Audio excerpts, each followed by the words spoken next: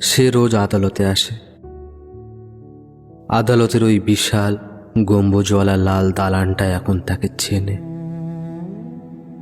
সিঁড়ির ধুলোগুলো তার পায়ের ছাপ মুখস্থ করে রেখেছে। তার হাতে কোনো অ্যালুমিনিয়ামের বাটি নেই, তার বদলে আছে ঘামে ভেজা হলদে হয়ে যাওয়া একটা কাগজের ফাইল। ওই ফাইলের ভেতরেই নাকি তার স্বামী বন্দী। রক্তে মাংসের মানুষটা এখন শুধুই একটা কেস নম্বর।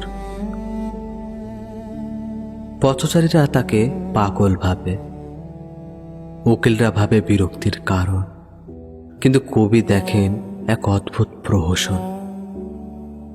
এই নারী কোনো পয়সা চায় না, চাল চায় না। সে রোজ ওই কালো কোট পরা মানুষগুলোর কাছে হাত পাতে, একটুখানি ন্যায়ের আশা। সে বিশ্বাস করে ন্যায় বিচার হলো ঈশ্বরের প্রসাদের মতো, সবার কপালে জুড়তে হয়। কিন্তু সে জানে না এই শহরে সত্যের চেয়ে স্ট্যাম্প পেপারের দাম বেশি।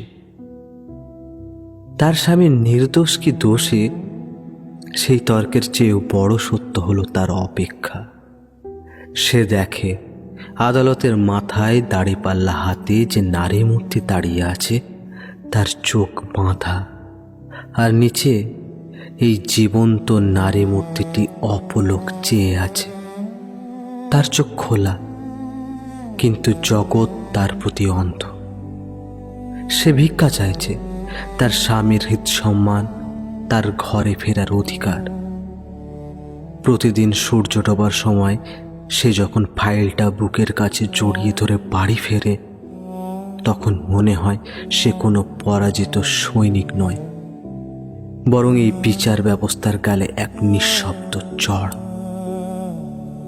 তার জীর্ণ শাড়ির আঁচলে বাঁধা থাকে শুধুই পরবর্তী তারিখ। পৃথিবীর সবচেয়ে দামি বস্তু সম্ভবত এই ন্যায় বিচার, যা গরিবের ক্রয় ক্ষমতার বাইরে।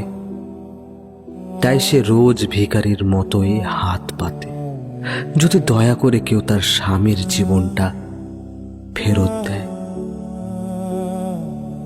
বিচারকের হাতুড়ির শব্দে তার বুক কাঁপে, অথচ সে জানে না তার এই বোবা কান্নার শব্দ কোনো নথিতে লেখা হচ্ছে না। বিচার নেই কোথাও, কেউ শোনে না সেই অভাগীর কথা। বিচার নেই কোথাও, আরে ভাবে অবসান হয়ে প্রতীক্ষার।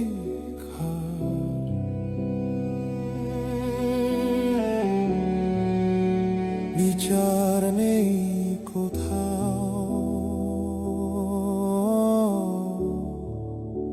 বিচার নেই।